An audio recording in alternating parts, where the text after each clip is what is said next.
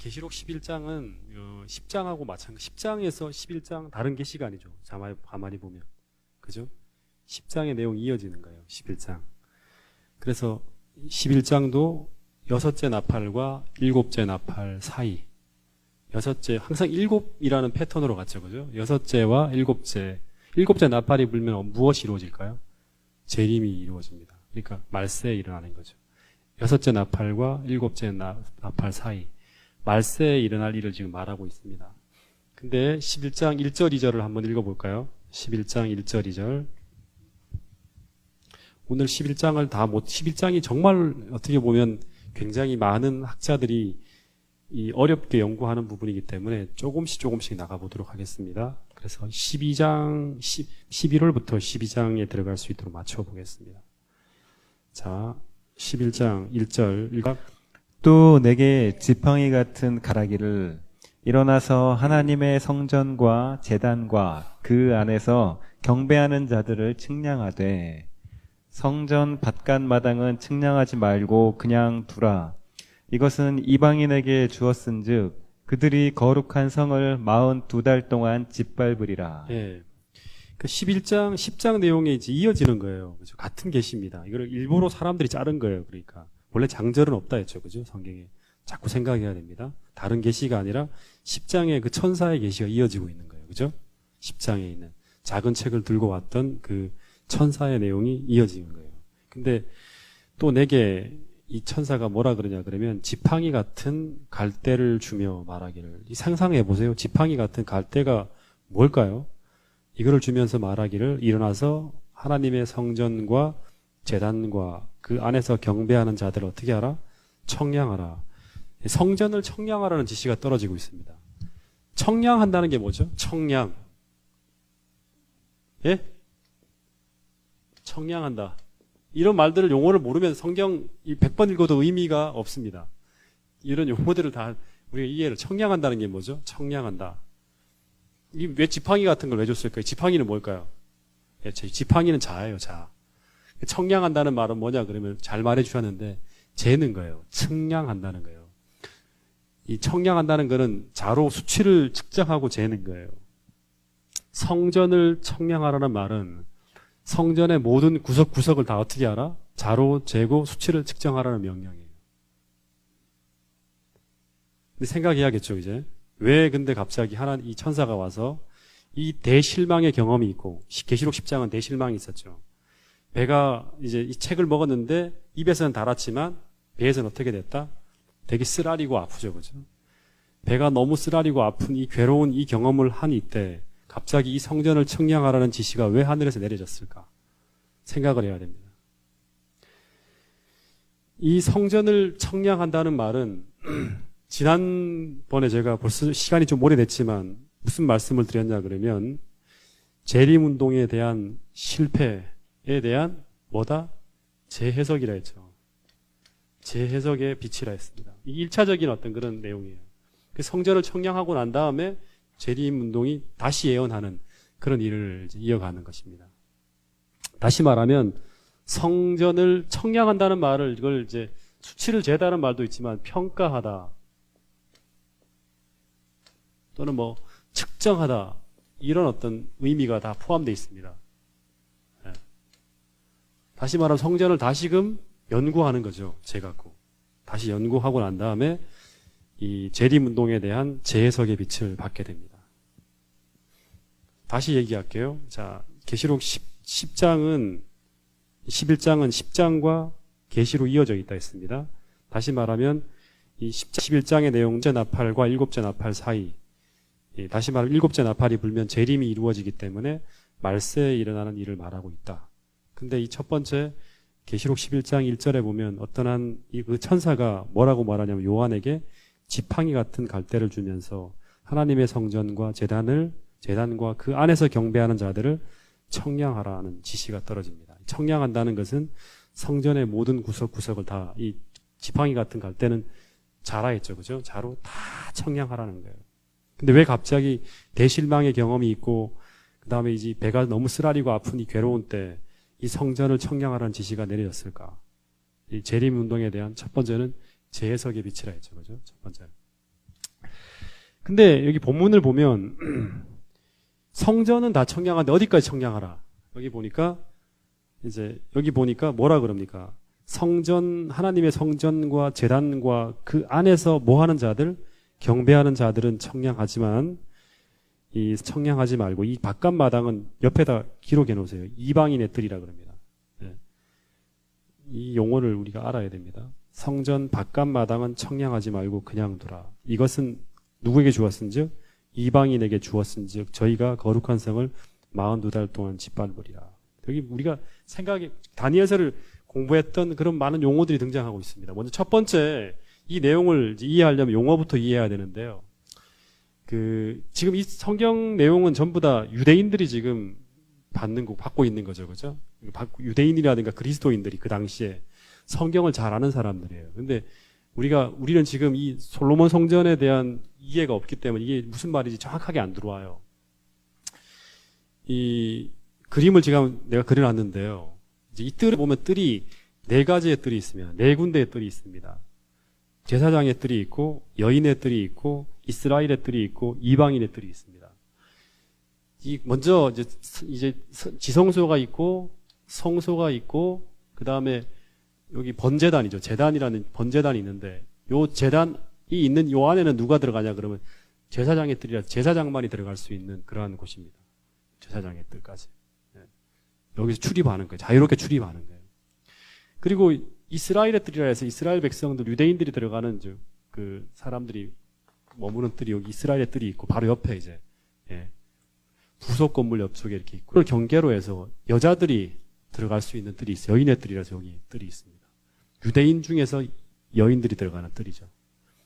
그 다음에 여기 펜스가 이렇게 쫙 쳐져 있는데요. 이 펜스 바깥에 여기 이게 성전 이게 담이라 그러면 이 펜스 바깥에 있는 요 뜰을 가지고 이방인의 뜰이라 그럽니다. 이방인의 뜰.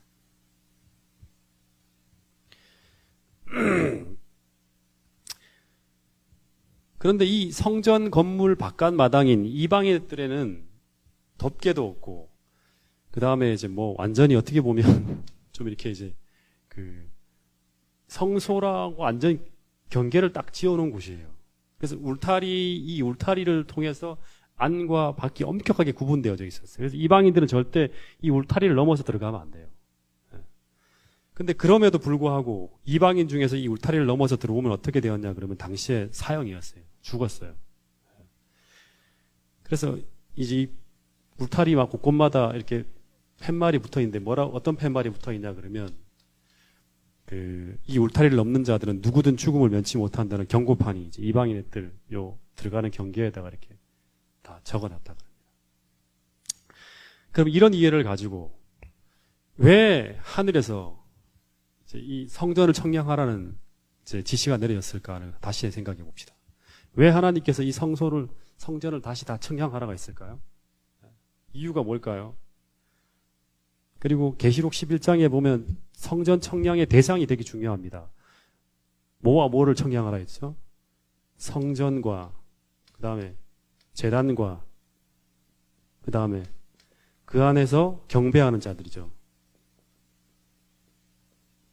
경배하는 자들까지 이 3가지가 되게 중요합니다. 성전은 이거예요. 여기 나오스라 그래갖고 이 성전 지성소와 성소를 가리키는 전체를 가리킵니다. 성전과 제단과 그 다음에 여기 있는 경배하는 모든 사람들을 다 체크하라는 거예요. 청량하라는 거예요. 자, 성전 청량에 대한 이야기가 계시록에 대한 모든 내용은 구약 성경의 빛이죠. 다 구약 성경에서 다 따온 거예요. 그러면 성전 청량에 대한 이 빛이 구약 성경 어디에 이런 내용이 나오나요? 성전과 제단과 경배하는 자들을 다 체크하라는 이런 내용이 구약 성경에 등장합니다. 그래서 계시록을 이해하려 그러면 구약 성경의 빛으로 봐야 되죠. 우리 지난번에 구일한 형제가 설교할 때 그 내용의 그 책을 설교했어요. 바로 뭐냐 그러면 에스겔서예요.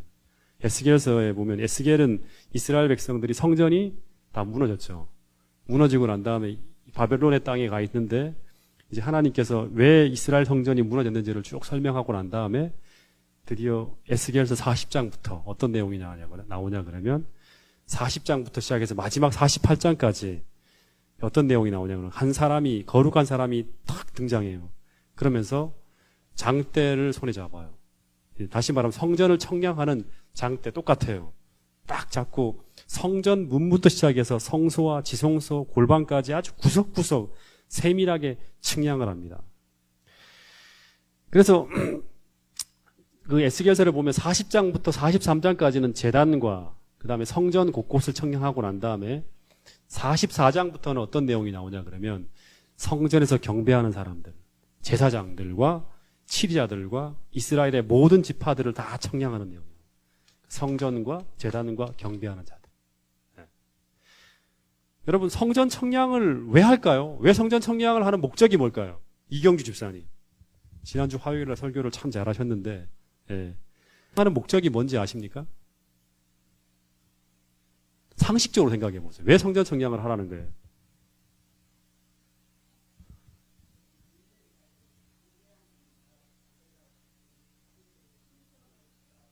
예, 결론을 딱 얘기하셨어요. 결론을. 1차적으로는 예, 집사님이 아주 뭐 조사 심판까지 다 지금 제가 설명하라는 거 다 하고 계세요. 1차적으로는 성전을 청량하라는 거 왜 하냐 그러면 무너진 데를 보수하기 위해 청량하는 거예요. 다시 말하면 성전 청량은 왜 하는 거다?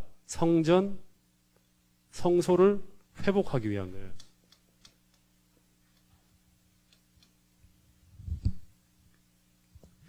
다시 말하면 이스라엘 백성들의 배도와 불충으로 인해서 성전이 짓밟혀지고 무너지고 유인되어졌지만 그러나 다시 하나님과의 관계가 회복되어지면서 동시에 이스라엘 성전이 재건되어질 것을 보여주는 것이 에스겔서의 성전 청량의 하나의 계시입니다. 이제 이런 것들을 바탕으로 해석을 봐야 돼요. 그냥 갑자기 막 이렇게 자기 멋대로 해석하면 안 되고. 에스겔서 보세요. 39장 보세요.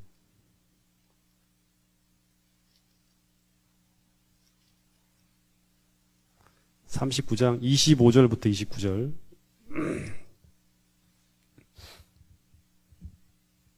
자, 읽어보세요. 시작. 그러므로 주 여호와께서 이같이 말씀하셨느니라. 내가 이제 내 거룩한 이름을 위하여 열심을 내어 야곱의 사로잡힌 자를 온 족속에게 사랑을 베풀지라.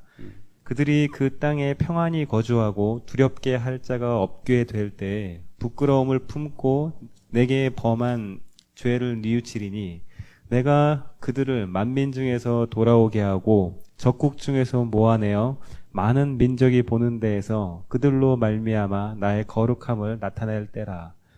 전에는 내가 그들이 사로잡혀 여러 나라에 이르게 하였거니와 후에는 내가 그들을 모아 고국 땅으로 돌아오게 하고 그 한 사람도 이방에 남기지 아니하리니 그들이 내가 여호와 자기들의 하나님인 줄을 알리라. 29절은 같이 읽어보겠습니다. 시작.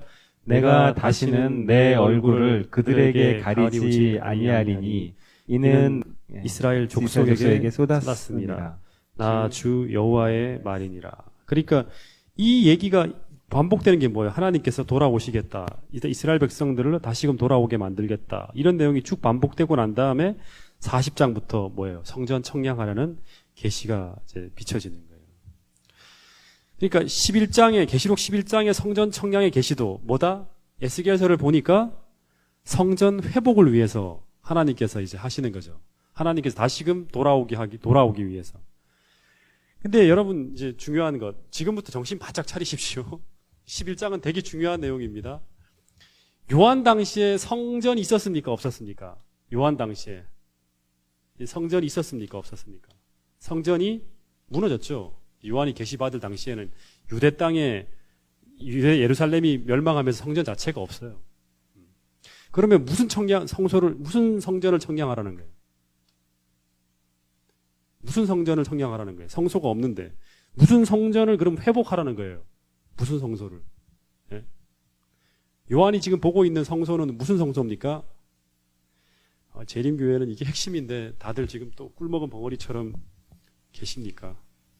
바로 하늘 성소입니다. 하늘 성소. 제가 히브리서를 먼저 여러분들하고 같이 공부를 했어야 되는데 다시 말하면 하늘 성소를 회복시키고자 하는 거예요.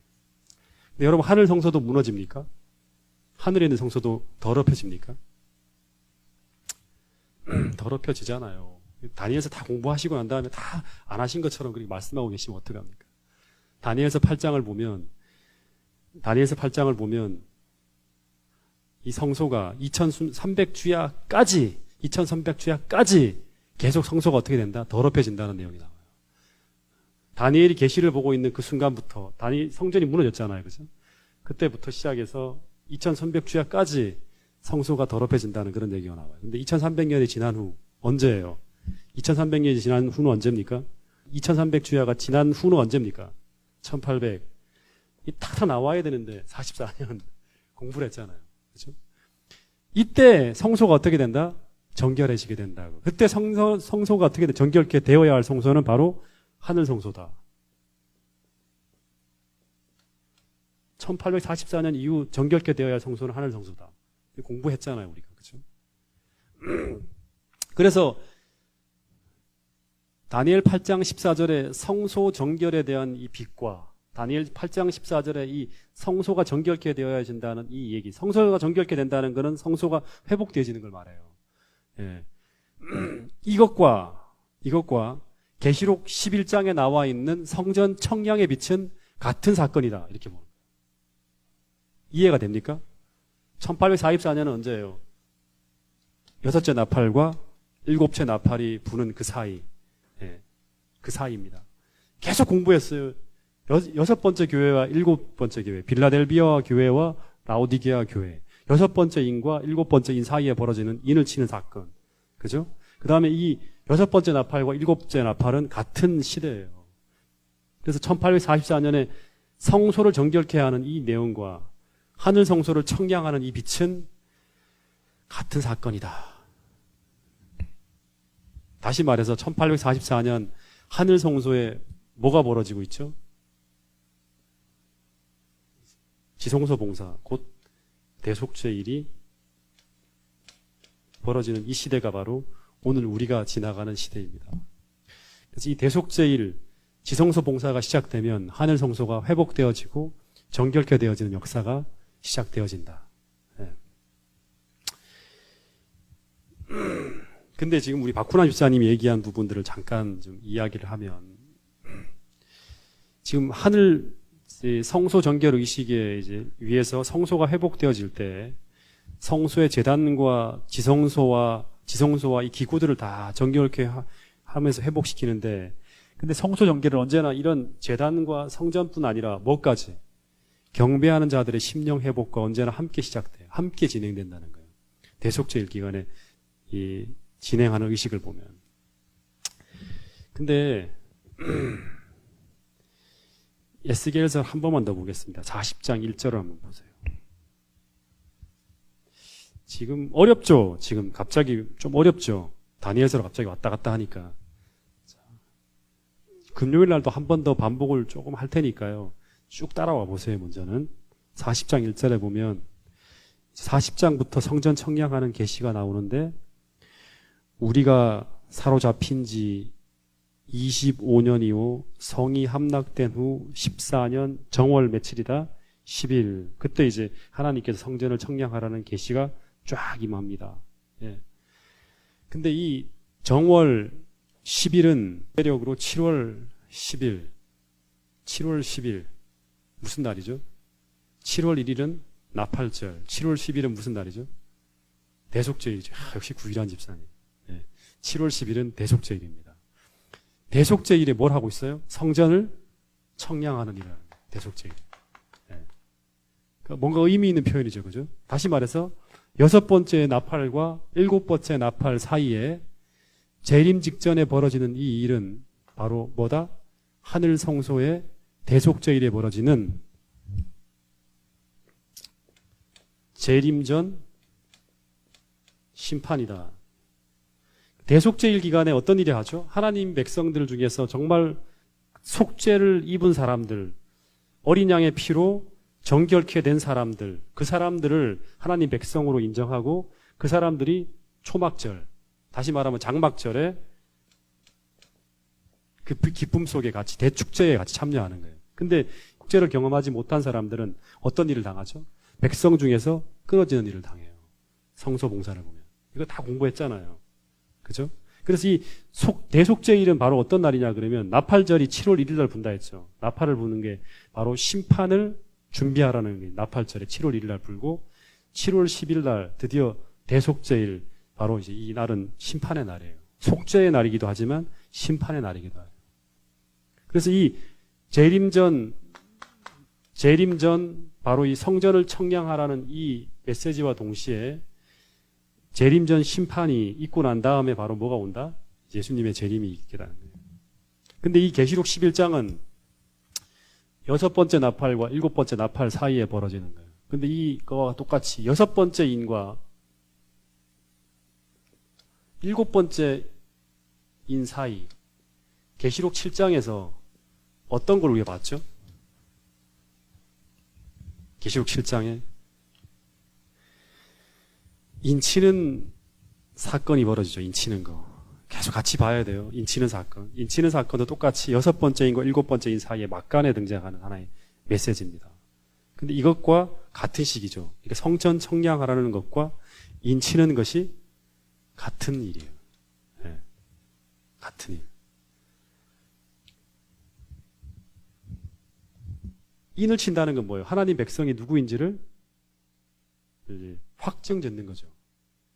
누가 하나님 백성인가? 다 민노라고 공언하는데 그 사람들을 확인하는 것과 똑같이 성전을 청량하는 이 일은 바로 재림전 심판이다.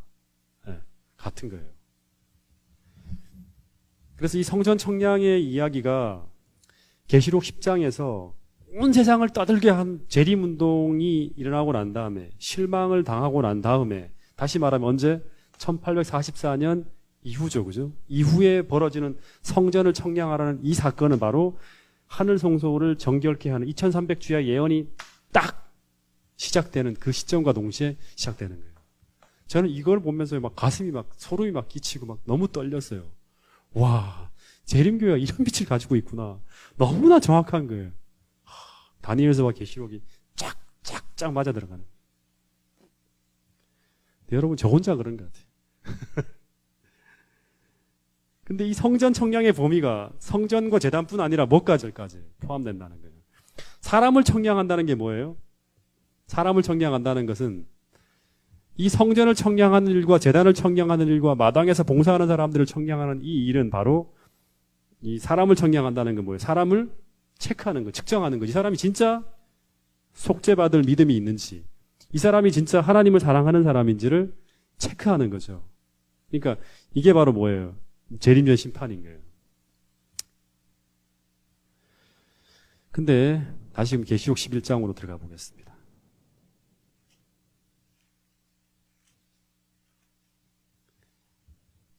1절, 2절을 읽어보겠습니다. 시작.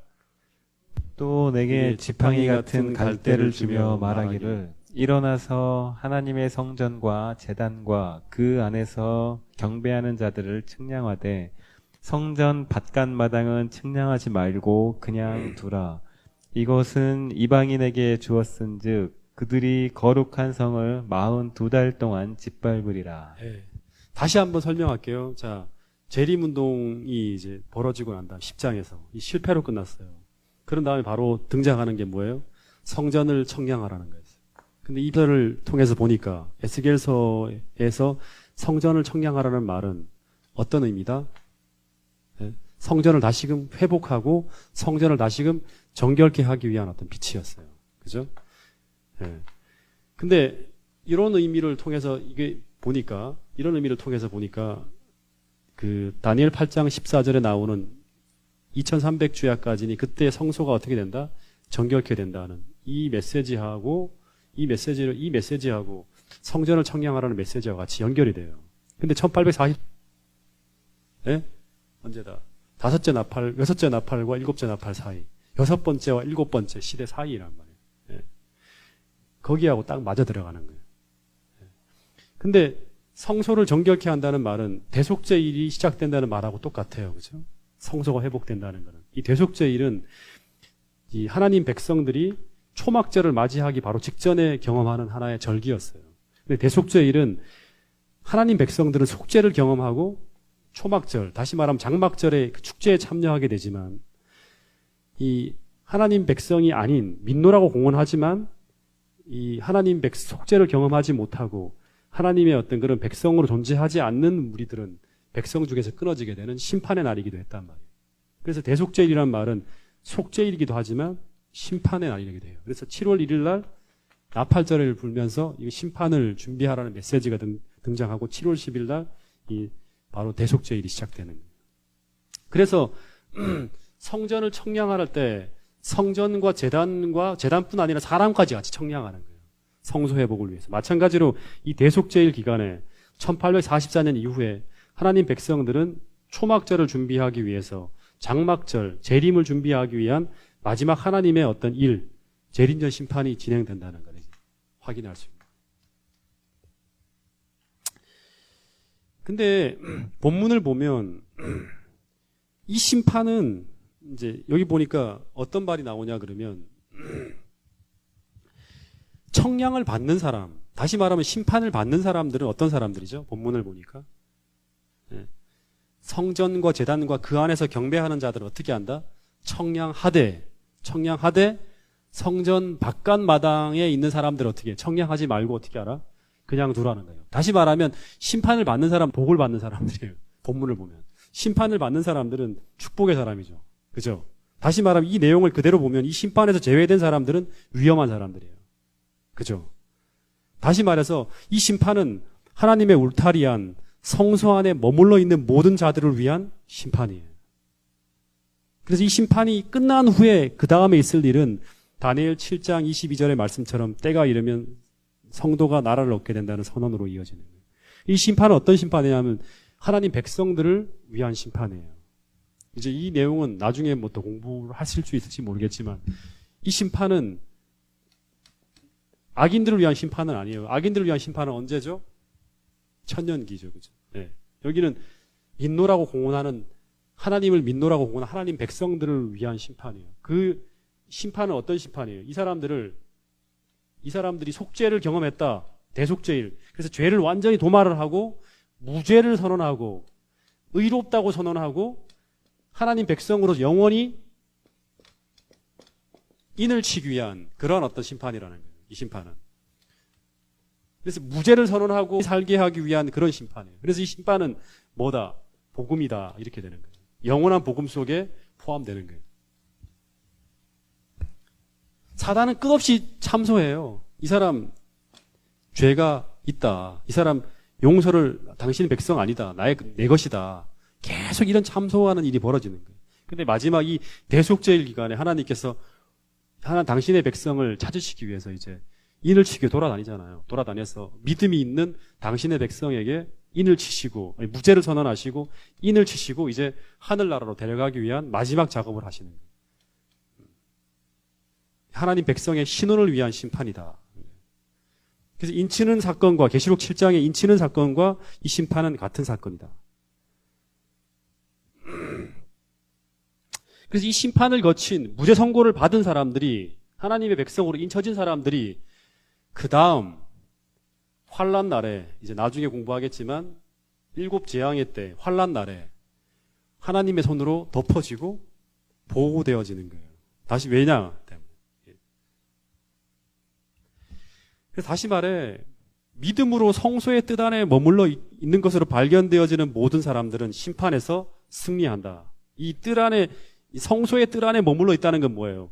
예수 그리스도 안에란 말이에요. 사도 바울의 말에 의하면 예수 그리스도 안에 믿음으로 머물러 있는 사람들은 뭐다? 하나님의 것으로 인쳐진다는 거예요. 심판에서 승리한다. 그 사람들은 그리스도의 속죄의 은혜가 미치는 그 영역 안에 계속 머물러 있기 때문에 이 사람들은 승리가 보장된 거예요.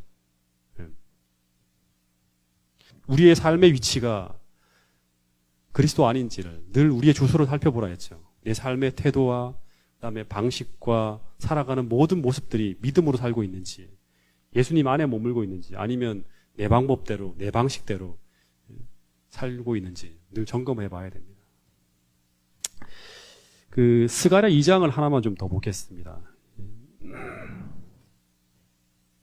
스가랴 2장 1절 한번 볼게요.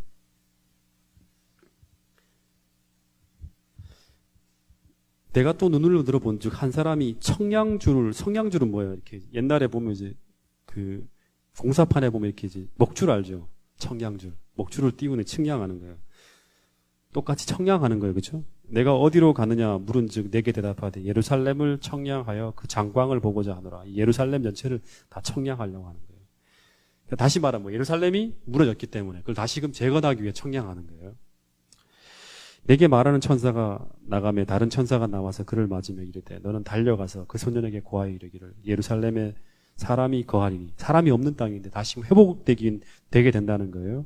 그 가운데 사람과 육축이 많으므로 그것이 성곽 없는 총락과 같으리라.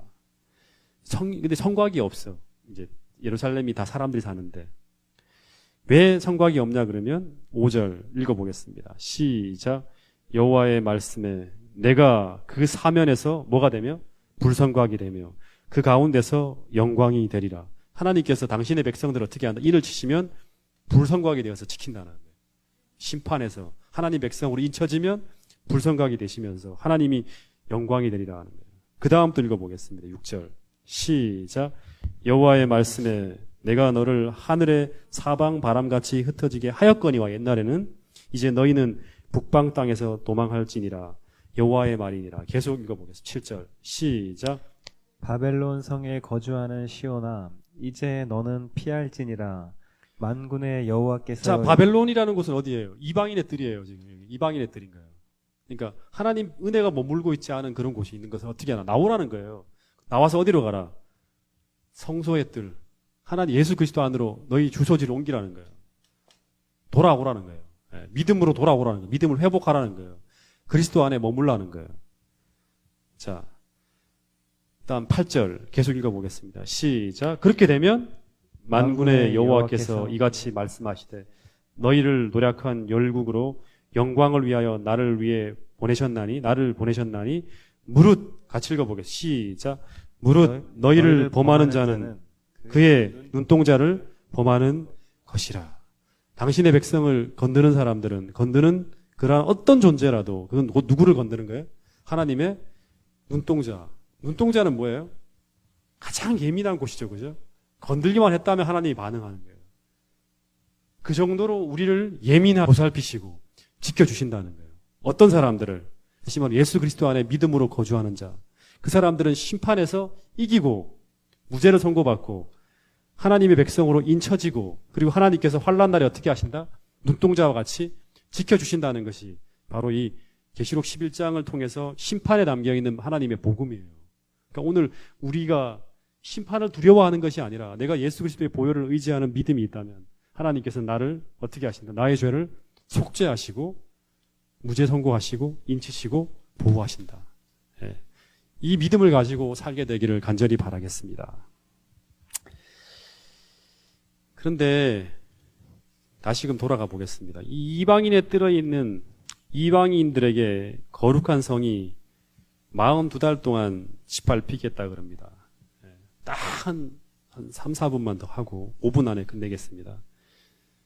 자, 왜냐 그러면 내용들이 워낙 많기 때문에 엉키면 안 됩니다. 자, 이 42달의 기간이 얼마입니까? 42달 동안 이 하나님께서 그 거룩한 성을 이방인들에게 내어준대요. 다시 말하면 이방인의 뜰에 머물고 있는 사람들에게 하나님께서 당신의 백성을, 거룩한 성은 당신의 백성을 42달 동안 내어준다는 거예요. 42달 하면 이제 알아야죠. 자, 42달. 뭡니까? 이거 또 모르시면 안 돼요. 진짜 모르시면 제가 안 됩니다. 42달. 이게 암호라 했잖아요. 암호. 42달. 이경주 집사님 다니엘서 계속 끼고 다니시던데. 와, 김문수 집사님. 감동입니다. 42달은 바로 1260일. 또, 한 번 더. 또 하나 더. 그렇죠. 한때, 두때, 반때. 3년 반. 전부 다 같은 용어들입니다. 같은 용어. 이건 뭐다? 이거는 뭐다? 한 문장으로 하면 이 42달이라는 말이 나오면 뭐다? 다 뭘 이야기하는 거다? 다니엘 7장 8장에서 하나님을 대적하는 작은 뿌리, 하나님의 백성과 교회를 박해하는 역사의 기간이다. 하나님께서 당신의 지극히 높으신 성도들을 작은 뿔에 붙임바되어서 그 하나님 백성들이 한때 두때 반때의 기간 동안 어떻게 된다? 붙임바된다는 이야기가 나오잖아요. 하나님 백성들이 작은 뿔에 의해서 이 기간 동안 한때 두때 반때의 기간 동안 붙임바되는 이 박해의 역사의 기간을 말한다 했습니다. 이거는 538년 AD 538년 교황이 동고트를 멸망시키고 최상권을 가진 후에 1798년 몰락하는 기간까지의 역사라고 다니엘서 공부할 때 우리가 공부했습니다. 근데 이 11장 3절에 보면 하나님께서 이 두 증인에게 권세를 주어서 저희가 굵은 베옷을 입고 1260일을 합니다. 이 두 증인까지 공부를 할 수 있을지 모르겠는데 이 두 증인이 누굴까요? 이 두 증인이 누굴까요?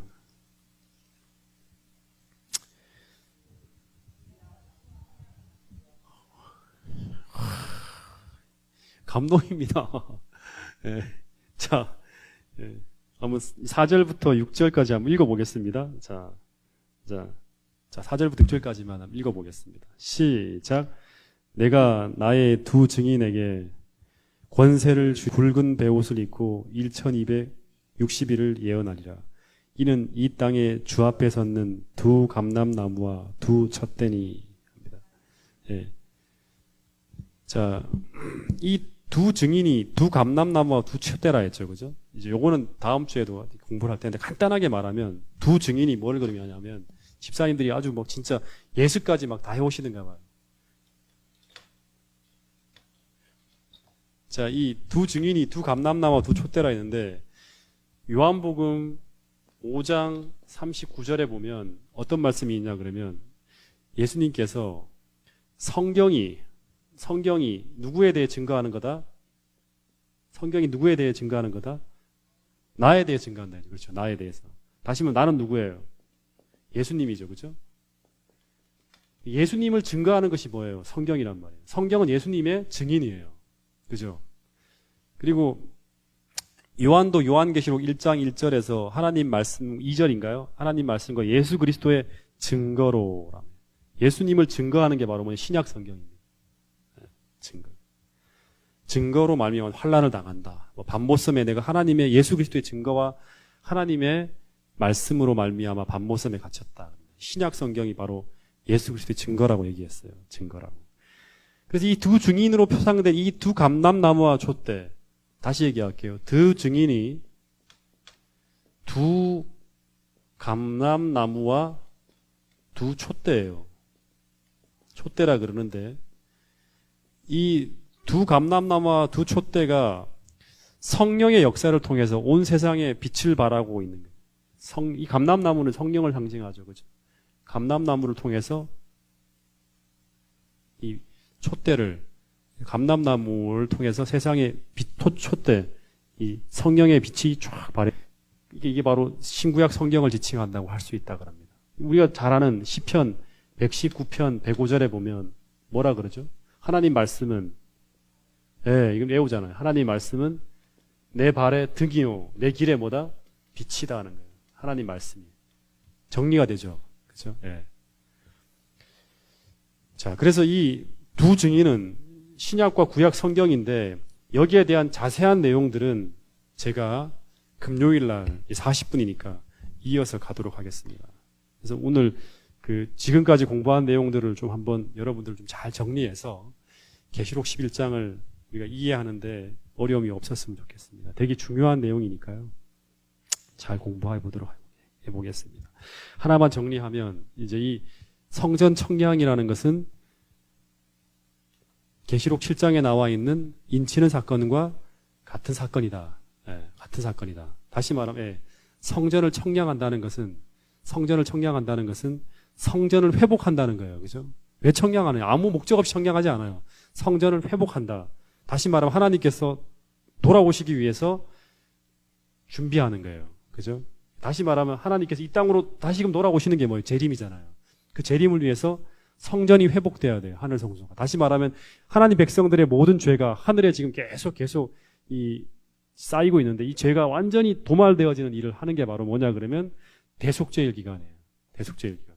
그 대속죄일, 죄를 완전 도말하기 위해서는 뭐 해야 돼? 심판을 해야 돼요. 그죠? 심판을 해서 우리가 무죄 선고를 받게 되면 하나님께서 당신의 백성으로 인을 치시고 당신의 소유물이 된 그 백성들을 영원히 하늘에서 함께 살게 하기 위해서 마지막 통과하는 그 환란 속에서 하나님께서 우리를 지켜주신다. 이게 스토리로 이어지는 거예요. 알겠죠? 그래서 오늘 우리가 믿음 안에 거하고 영원한 복음 속에 거하고 예수 그리스도 안에서 우리가 하나님 백성으로서 인쳐지기 위해서 우리의 믿음이 예수 그리스도 안에 있는지를 점검하는 그러한 여러분과 저가 될 수 있게 되기를 간절히 바라겠습니다. 말씀을 줄이도록 하겠습니다.